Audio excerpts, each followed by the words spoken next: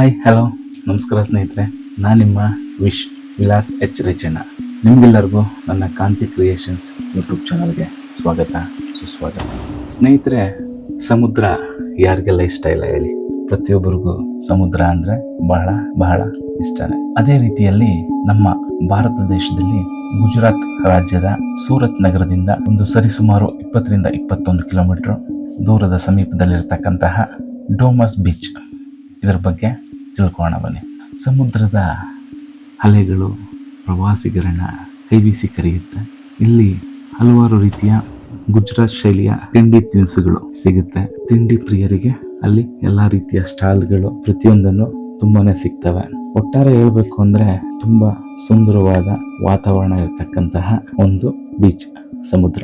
ಪ್ರವಾಸಿಗರು ಅತಿ ಹೆಚ್ಚಿನ ಸಂಖ್ಯೆಯಲ್ಲಿ ಅಲ್ಲಿಗೆ ಬರ್ತಾರೆ, ಹೋಗ್ತಾರೆ. ಅಲ್ಲೇ ಒಂದು ಪ್ರಾಚೀನವಾದ ದರಿಯ ಗಣೇಶನ ದೇವಸ್ಥಾನ ಬಹಳ ಪ್ರಸಿದ್ಧವಾಗಿದೆ. ಹಾಗೇನೆ ಈ ಅರೇಬಿಯನ್ ಸಮುದ್ರದ ಭಾಗದಲ್ಲಿರುವ ಡೋಮಸ್ ಬೀಚ್, ಇದು ಕಪ್ಪು ಮರಳಿಗಾಗಿ ಅದು ಸಹ ಪ್ರಸಿದ್ಧಿ. ಸ್ನೇಹಿತರೆ, ಇಷ್ಟೊಂದು ಪ್ರಸಿದ್ಧಿ ಇರತಕ್ಕಂತಹ ಡೋಮಸ್ ಬೀಚ್ ಇದು ಎಲ್ಲದರ ಜೊತೆಗೆ ಒಂದು ಕೆಟ್ಟ ಹೆಸರನ್ನು ಸಹ ಹೊತ್ತಿದೆ. ಇಲ್ಲಿ ಅನೇಕ ಮರಣದ ನೆನಪುಗಳು, ಭಾರತದಲ್ಲಿ ಪ್ರೇತಾತ್ಮಗಳ ಬೀಚ್ ಅಂತಾನೆ ಹೆಸರುವಾಸಿಯಾಗಿದೆ. ಸ್ನೇಹಿತರೆ, ಯಾಕೆ ಇಂಥ ಒಂದು ಸುಂದರವಾದ ಕಡಲನ್ನ ಯಾಕೆ ಈ ಪ್ರೇತಾತ್ಮಗಳ ಬೀಚ್ ಅಂತ ಕರೀತಾರೆ?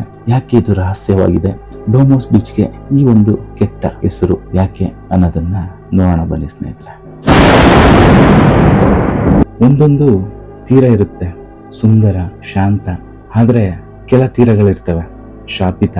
ಇದು ಅಂತಹ ಒಂದು ಶಾಪಿತ ತೀರದ ಕತೆ ಡೋಮಸ್ ಬೀಚ್. ಮೊದಲಿಗೆ ನೋಡಿದ್ರೆ ಸೊಗಸಾದ ಪ್ರವಾಸಿ ತಾಣದಂತೆ ಕಾಣುತ್ತೆ. ಹಗಲಿನಲ್ಲಿ ಕುಟುಂಬಗಳು ಸಮುದ್ರ ತೀರದಲ್ಲಿ ಆಟ ಆಡ್ತಾ ಆ ಹೊಳೆಯುತ್ತಿರುವ ಕಡಲ ತೀರದ ಆ ಕಡಲ ಅಲೆಗಳಲ್ಲಿ ಪಿಸುಗುಡುತ್ತಾ ಕಾಲ ಕಳೀತಾರೆ. ಆದರೆ ರಾತ್ರಿ ಅದೇ ಬೀಚ್ ಮರೆಯಲಾಗದ ಭೀತಿಯ ಭಯಾನಕ ತಾಣವಾಗಿ ತಿರುಗುತ್ತೆ. ಈ ಬೀಚ್ ಹಿಂದೆ ಅನೇಕ ಶವದ ಅಗ್ನಿ ದಹನದ ನೆಲೆಯಾಗಿತ್ತು.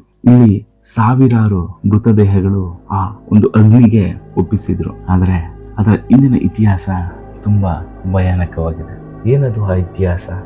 ಡೋಮಸ್ ಬೀಚ್ ಸುಮಾರು ಶತಮಾನಗಳ ಹಿಂದೆ ಹಿಂದೂಗಳ ಶವಗಳನ್ನ ದಹನ ಮಾಡ್ತಿದ್ದಂತಹ ಸ್ಥಳ ಆಗಿತ್ತು ಅಂತ ಹೇಳ್ತಾರೆ. ಹಲವು ದಶಕಗಳ ಕಾಲ ಈ ತೀರದಲ್ಲಿ ಸಾವಿರಾರು ಮೃತದೇಹಗಳನ್ನ ದಹನ ಮಾಡಲಾಗಿದೆ ಅಂತೆ. ಇದರಿಂದಾಗಿ ಸ್ಥಳೀಯರು ಇದನ್ನ ಶವಗಳ ನೆಲ ಅಂತಾನೆ ಆ ಭಾವನೆಯಿಂದನೇ ನೋಡಿ ಭಯ ಪಡೋರುಂಟು. ಆದ ಕಾರಣದಿಂದಲೋ ಅಥವಾ ಪ್ರಕೃತಿಯ ವಿಪರ್ಯಾಸವೋ ಇಂದಿಗೂ ಈ ಬೀಚ್ನ ಮಣ್ಣು ಕಪ್ಪು ಬಣ್ಣದಲ್ಲಿದೆ. ಇದು ಆ ಶವಗಳ ಭಸ್ಮದಿಂದ ಉಂಟಾದ ಮಣ್ಣು ಎಂಬ ನಂಬಿಕೆ ಅಲ್ಲಿ ಇರುವವರದು. ಮತ್ತು ಜನರು ಇದನ್ನ ಶವದ ಶಾಪವನ್ನ ಹೊಂದಿರತಕ್ಕಂಥ ಮಣ್ಣು ಅಂತಾನೂ ಸಹ ಕರೀತಾರೆ. ಇಲ್ಲಿ ನಡೆಯುವ ಘಟನೆಗಳು ಸಾಮಾನ್ಯವಲ್ಲ. ಅಜ್ಞಾತ ಧ್ವನಿಗಳು, ಆ ಓಡುತ್ತಿರುವ ನೆರಳುಗಳು, ತಡೆಯಲಾಗದಂತಹ ಭಯ. ಹಲವಾರು ಜನ ರಾತ್ರಿ ವೇಳೆಯಲ್ಲಿ ಈ ಬೀಚ್ ನಲ್ಲಿ ಬೇಡ, ಹೋಗ್ಬೇಡ ಎಂದು ಕೇಳದಂತಹ ಧ್ವನಿಗಳ ಬಗ್ಗೆ ಹಲವಾರು ಜನ ಹೇಳ್ತಾರೆ. ಅವರು ಇಂದು ಮುಂದೆ ನೋಡಿದಾಗ ಅಲ್ಲಿ ಯಾರೂ ಸಹ ಇರಲಿಲ್ಲ ಅಂತ ಹೇಳಿದ್ದಾರೆ. ಒಬ್ಬ ಪ್ರವಾಸಿಗನು ಸ್ನೇಹಿತರೊಂದಿಗೆ ರಾತ್ರಿ ಅಲ್ಲಿಗೆ ಬಂದಿರ್ತಾನೆ. ಅಂದ್ರೆ ಹಲವಾರು ಜನ ಸ್ನೇಹಿತರು ಬಂದಿರ್ತಾರೆ. ಅದರಲ್ಲಿ ಒಬ್ಬ ಅವನು ಸಮುದ್ರ ಕಡೆ ತಿರುಗಿ ಹೋಗ್ತಾನೆ. ಉಳಿದಂತ ಸ್ನೇಹಿತರು ಮುಂದೆ ಬಂದಿರ್ತಾರೆ. ಸ್ವಲ್ಪ ಹೊತ್ತಾಗುತ್ತೆ, ಕೂಗ್ತಾರೆ, ತಿರುಗಿ ನೋಡ್ತಾರೆ, ಅವ್ನು ಕಾಣಿಸ್ತಾ ಇಲ್ಲ. ಸುಮಾರು ಕೂಗ್ತಾರೆ, ಅಲ್ಲೆಲ್ಲ ಕಡೆ ಹುಡುಕಾಡ್ತಾರೆ, ಎಲ್ಲಿಯೂ ಸಹ ಆತ ಇಲ್ಲ. ಸೊ ಎಲ್ರಿಗೂ ಭಯ ಆಗುತ್ತೆ. ಹೋಗ್ಬಿಟ್ಟು ಪೊಲೀಸ್ ಕಂಪ್ಲೇಂಟ್ ಸಹ ಕೊಡ್ತಾರೆ. ಪೊಲೀಸ್ನವರು ಸಹ ಇನ್ವೆಸ್ಟಿಗೇಷನ್ ಮಾಡ್ತಾರೆ. ಅವನು ಬರಲೇ ಇಲ್ಲ. ಆತನ ಫೋನ್, ಚಪ್ಪಲಿ, ಟವಲ್ ಎಲ್ಲ ಸಹ ಇದುವಂತೆ. ಆದ್ರೆ ಅವನ ಉತ್ತರ ಇಲ್ಲ. ಈ ತರ ಒಂದಲ್ಲ ಸ್ನೇಹಿತರೆ, ಹಲವಾರು ಘಟನೆಗಳು ಇಲ್ಲಿ ನಡೆದಿದೆ.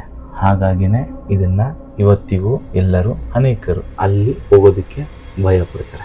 ಈ ಭೂತಗಳು, ಪ್ರೇತಗಳು ಇದನ್ನೆಲ್ಲ ಸ್ಥಳೀಯರ ಮಾತುಗಳ ಪ್ರಕಾರ ಹೇಳೋದಾದ್ರೆ, ರಾತ್ರಿ ವೇಳೆಯಲ್ಲಿ ಈ ಸ್ಥಳದಲ್ಲಿ ಅಜ್ಞಾತವಾದಂತಹ ಧ್ವನಿಗಳು ಬೇಡ, ಹೋಗ್ಬೇಡ ಎಂದು ಕೇಳಿಸ್ತವಂತೆ ಸ್ನೇಹಿತರೆ. ವಸ್ತುಗಳು ಸ್ವತಃ ಅವೇ ತಾನಾಗಿಯೇ ಚಲಿಸಿದಂತಹ ಅನುಭವಗಳು, ನೆರಳುಗಳು ಹರಿದಾಡ್ತಕ್ಕಂತಹ ಬೀಚಲ್ಲಿ. ಮತ್ತೆ ಯಾರು ಓಡಾಡ್ತಿದ್ರೆ ಅವರ ಹಿಂದೆ ಆ ನೆರಳುಗಳು ಅವರಿಗೆ ಭಾಸ ಆಗಿರ್ತಕ್ಕಂತಹ ರೀತಿಗಳು. ಆ ಜಾಗದಲ್ಲಿ ರಾತ್ರಿಯಲ್ಲಿ ಓಡಾಡಬೇಕಾದ್ರೆ ಅವರನ್ನೇ ಅಂಟಿಕೊಂಡು ಅಥವಾ ಒಂಥರ ಎದೆಗೆ ಭಾರವಾದಂಥ ಭಾವನೆಗಳು, ಈ ತರ ಹಲವಾರು ಭೌತಿಕ ಲಕ್ಷಣಗಳನ್ನ ಅನುಭವಿಸಿರ್ತಕ್ಕಂತಹ ಹಲವಾರು ಸ್ಥಳೀಯರು ಮತ್ತು ಪ್ರವಾಸಿಗರು ಬಹಳಷ್ಟು ಜನ ಇದ್ರ ಬಗ್ಗೆ ಮಾತಾಡಿದ್ದಾರೆ. ಸ್ಥಳೀಯ ಮಾಧ್ಯಮಗಳ ಪ್ರಕಾರ ಇತ್ತೀಚಿನ ವರ್ಷಗಳಲ್ಲಿ ಆ ಡೋಮೋಸ್ ಬೀಚ್ ನಲ್ಲಿ ಕಾಣೆಯಾದವ್ರ ಬಗ್ಗೆ ಹಲವಾರು ಪ್ರಕರಣಗಳು ದಾಖಲೆ ಸಹ ಆಗಿದೆ. ಹಲವಾರು ಜನ ಹೇಳ್ದಂಗೆ ನಮ್ಮ ಜೊತೆಯಲ್ಲಿ ಬಂದಂತಹ ಸ್ನೇಹಿತ, ನಮ್ಮ ಜೊತೆಯಲ್ಲಿ ಬಂದಂತಹ ಮಗ, ರಿಪೋರ್ಟ್ ಆಗಿದೆ ಆ ಹುಡುಗಿ ನನ್ನ ಬಾಯ್ ಫ್ರೆಂಡ್, ಆತರ ಹಲವಾರು ವಿಷಯಗಳು, ಹಲವಾರು ಜೊತೆಯಲ್ಲಿ ಬಂದಿರತಕ್ಕಂತಹ ವ್ಯಕ್ತಿಗಳು ಬಂದಾಗ ಜೊತೆಯಲ್ಲಿದ್ದಾರೆ. ಸ್ವಲ್ಪ ಅವರು ಆ ಕಡೆ ಈ ಕಡೆ ಸರಿದು ಹಿಂದೆ ಸರಿದಂತಹ ಸಂದರ್ಭದಲ್ಲಿ ರಾತ್ರಿಯ ವೇಳೆಯಲ್ಲಿ ಹಲವಾರು ಜನಗಳು ಗೊತ್ತಾಗದೇ ಇರೋ ರೀತಿಯಲ್ಲಿ ರಹಸ್ಯವಾಗಿ ಕಾಣೆಯಾಗಿದ್ದಾರೆ ಸ್ನೇಹಿತರೆ. ಆ ಕಾಣೆಯಾದವರು ಶವವಾಗಿ ಸಿಕ್ಕಿದ್ದಾರೆ, ಕೆಲವರು ಶವಗಳು ಸಿಕ್ಕೇ ಇಲ್ಲ. ಅಲ್ಲಿ ಅವರು ಹಾಕಿದ್ದಂತಹ ಬಟ್ಟೆಗಳು, ಆ ಟವಲ್, ಅವರ ಸ್ಲಿಪ್ಪರ್, ಮೊಬೈಲ್ ಇತ್ಯಾದಿ ಕೆಲವು ವಸ್ತುಗಳು ಸಿಕ್ಕಿ ಐಡೆಂಟಿಫೈ ಸಹ ಮಾಡಿದ್ದಾರೆ. ಈ ತರ ಹಲವಾರು ವಿಷಯಗಳು ಇಲ್ಲಿ ನಡೆದಿದೆ. ಇದ್ರ ಮೇಲೆ ಯಾವುದೇ ದೃಢವಾದ ವಿವರಗಳು ಇಲ್ದಿದ್ರು ಜನರನ್ನ ರಾತ್ರಿ ವೇಳೆಯಲ್ಲಿ ಬೀಚ್ಗೆ ಹೋಗ್ಬೇಡಿ ಅಂತ ಎಚ್ಚರಿಕೆಯನ್ನ ಸಹ ನೀಡ್ತಾ ಇದ್ದಾರೆ. ಸ್ಥಳೀಯರು ಈ ಬೀಚ್ ಬಗ್ಗೆ ಬಹಳ ಕಟ್ಟುನಿಟ್ಟಾಗಿ ಹೇಳ್ತಾರೆ. ಅಲ್ಲಿ ರಾತ್ರಿ ಹೊತ್ತು ಸಮಯವನ್ನ ಕಳೆದ್ರೆ ಯಾರೋ ಹಿಂಬಾಲಿಸ್ದಂಗೆ ಅನ್ನಿಸ್ತದಂತೆ, ಅವನ ಹೆಸರು ಕೇಳ್ಬೇಡ, ಅವನ ಹೆಸರು ಕೇಳಿದ್ರೆ ತಿರುಗಿ ಬರಲ್ಲ.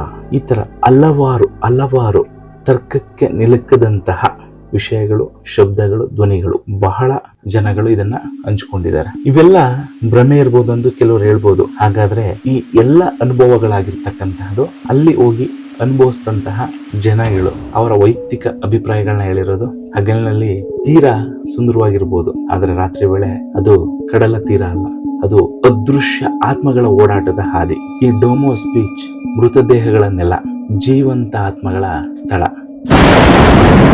ನಮ್ಮ ಭಾರತೀಯ ಮತ್ತು ಅಂತಾರಾಷ್ಟ್ರೀಯ ಪ್ಯಾರಾನಾರ್ಮಲ್ ಇನ್ವೆಸ್ಟಿಗೇಟರ್ಗಳು ಈ ಸ್ಥಳಕ್ಕೆ ಭೇಟಿ ನೀಡಿದ್ದಾರೆ. ಅವರ ಎಲೆಕ್ಟ್ರೋಮ್ಯಾಗ್ನೆಟಿಕ್ ಫೀಲ್ಡ್ EMF ಮೀಟರ್ಗಳು ಕೆಲವೊಂದು ಸ್ಥಳಗಳಲ್ಲಿ ಅಧಿಕವಾಗಿ ಅಂದ್ರೆ ನಿಯಂತ್ರಣಕ್ಕೆ ಬರದೇ ಇರತಕ್ಕಂತ ಲಿಮಿಟ್ ಅನ್ನ ಮೀರಿದಂತಹ ಆ ತರಂಗಗಳು, ಅಂದ್ರೆ ಆ ಪ್ಯಾರಾನಾರ್ಮಲ್ ಆಕ್ಟಿವಿಟೀಸ್ ನ ಕೆಲವು ವಿಧಗಳಲ್ಲಿ ಚೆಕ್ ಮಾಡ್ತಾರೆ ಸ್ನೇಹಿತರೆ. ಅದರಲ್ಲಿ ಬಹಳ ಹೆಚ್ಚಾಗಿ ಆ ಒಂದು ನೆಗೆಟಿವ್ ಎನರ್ಜಿ ಅಲ್ಲಿ ಇರ್ತಕ್ಕಂತಹ ದಾಖಲೆಗಳು ಸಹ ಮಾಡಿದ್ದಾರೆ. ಈ ಪ್ಯಾರಾನಾರ್ಮಲ್ ತಂಡಗಳು ಇಲ್ಲಿಗೆ ಬಂದು ತನಿಖೆಯನ್ನ ನಡೆಸಿದ್ವು. ಸ್ಪಿರಿಟ್ ರೆಕಾರ್ಡರ್, ಕ್ಯಾಮರಾ ಮುಂತಾದ ಹಲವು ಅದಕ್ಕೆ ಸಂಬಂಧಪಟ್ಟಂತಹ ಎಕ್ವಿಪ್ಮೆಂಟ್ ಗಳನ್ನ ಇಟ್ಕೊಂಡು ಎಲೆಕ್ಟ್ರೋ ವಾಯ್ಸ್ ಫೆನೋಮೆನಾ ಅಂತ ಒಂದು ಟೆಸ್ಟ್ ಅನ್ನ ಮಾಡ್ತಾರೆ. ಆ ಟೆಸ್ಟ್ ಅಲ್ಲಿ ಅದರಲ್ಲಿ ಕೆಲವೊಂದು ವಾಯ್ಸ್ ಗಳನ್ನ ರೆಕಾರ್ಡ್ ಮಾಡಿದ್ದಾರೆ. ಅಲ್ಲಿ ಯಾರು ಇಲ್ಲದ ತಾಣದಲ್ಲಿ ಆ ಮಂಕು, ಹೋಗು, ನಿಲ್ಲು, ತಿರುಗ್ಬೇಡ, ಹೋಗ್ಬೇಡ, ಈ ತರ ಅನೇಕ ಧ್ವನಿ ಕೇಳಿಸಿರೋದು ಅದರಲ್ಲಿ ರೆಕಾರ್ಡ್ ಆಗಿದೆ, ದಾಖಲೆ ಆಗಿದೆ. ಹಾಗಾದ್ರೆ ಆ ಧ್ವನಿ ಯಾರ್ದು, ಏಕೆ, ಯಾರಿಗೆ ಹೇಳಿದ್ದಾರೆ ಅನ್ನೋದು. ಮತ್ತೆ ಕ್ಯಾಮರಾದಲ್ಲಿ ಆ ಬೆಳಕಿನ ಮಂಕು ಸುಮಾರು ಕಡೆ ಆ ಒಂದು ಬೆಳಕು ಸಹ ಅದರಲ್ಲಿ ದಾಖಲೆಯಾಗಿದೆ. ಇಲ್ಲಿನ ಬಹುತೇಕ ಘಟನೆಗಳನ್ನ ಆಧರಿಸಿ ವಿಜ್ಞಾನಿಗಳು ಕೆಲವೊಂದು ರೀತಿ ಉತ್ತರ ಕೊಡ್ತಾರೆ. ಸಮುದ್ರದ ಧ್ವನಿ, ಆ ಗಾಳಿ, ಆ ಹೊಡೆತದಿಂದ ಆ ದಿಕ್ಕ ತಬ್ಬಿದಂತಹ ಧ್ವನಿಗಳು ನಿಖರವಾಗಿ ಗೊತ್ತಾಗಿಲ್ಲ ಅಂತನೂ ಸಹ ಇವರು ಹೇಳಿದ್ದಾರೆ. ಈ ಹಳೆಯ ಶವಗಳನ್ನ ದಹನ ಸುಡ್ತಾ ಇದ್ರಲ್ಲ, ಅದನ್ನ ಮಾಡಿರೋದ್ರಿಂದ ಇಲ್ಲಿ ಕೆಲವು ವಿಷಕಾರಿ ಅನಿಲಗಳು ಹೊರ ಬಂದಿರಬಹುದು. ಇದು ಜನಗಳ ತಲೆ ತಿರುಗೋ ತರ ಭ್ರಮೆ ಉಂಟು ಮಾಡೋ ಸಾಧ್ಯತೆ ಸಹ ಇದೆ ಅನ್ನೋ ತರ ಒಂದು ರಿಪೋರ್ಟ್ ಅನ್ನು ಸಹ ಹೇಳಿದ್ದಾರೆ. ಬೀಚ್ ಬಗ್ಗೆ ಕೇಳಿದ ಮೇಲೆ ಜನರ ಮನಸ್ಸಲ್ಲಿ ಭಯ ತುಂಬಾನೇ ಬೆಳೀತಾನೆ ಹೋಗಿದೆ. ಆದ್ರೆ ಆ ಬೀಚ್ ಕಡೆಗೆ ಬರೋ ಪ್ರವಾಸಿಗರ ಕಡಿಮೆ ಅಂತೂ ಆಗಿಲ್ಲ. ಕೆಲವು ಪುರಾಣಗಳು, ಅಲ್ಲಿನ ಜನಗಳು ಹೇಳ್ತಕ್ಕಂತ ವಿಷಯಗಳನ್ನ ಆಧರಿಸಿ ಸ್ಥಳೀಯ ಜನರು ಮತ್ತು ಅವರ ತಂದೆ, ಅವರ ಪೂರ್ವಜರು ಯಾರ್ಯಾರಿದ್ರು ಈ ಬೀಚ್ ನಲ್ಲಿ ಒಂದು ಶಾಪವನ್ನ, ಅಂದ್ರೆ ಶಾಪಿತವಾದಂತಹ ಸ್ತ್ರೀ ಆತ್ಮ ಇತ್ಯಾದಿಗಳ ಬಗ್ಗೆ ಕೆಲವು ಕಥೆಗಳನ್ನ, ಅಂದ್ರೆ ವಿಷಯಗಳನ್ನ ಹೇಳ್ತಾರೆ. ಕೆಲವರು ರಾತ್ರಿಯಲ್ಲಿ ಅತಿ ಉನ್ನತ ಧ್ವನಿಯಲ್ಲಿ ಹಾಸ್ಯ ಹಾಡುಗಳು ಸಹ ಕೇಳಿಸ್ತವೆ ಅಂತ ಹೇಳಿದ್ದಾರೆ. ಸೂರತ್ ಪಾಲಿಕೆ ಮತ್ತು ಪೊಲೀಸರು ಡೋಮೋಸ್ ಬೀಚ್ ನಲ್ಲಿ ರಾತ್ರಿ 10 ಗಂಟೆ ನಂತರ ಪ್ರವೇಶವನ್ನ ನಿರ್ಬಂಧಿಸಿದ್ದಾರೆ.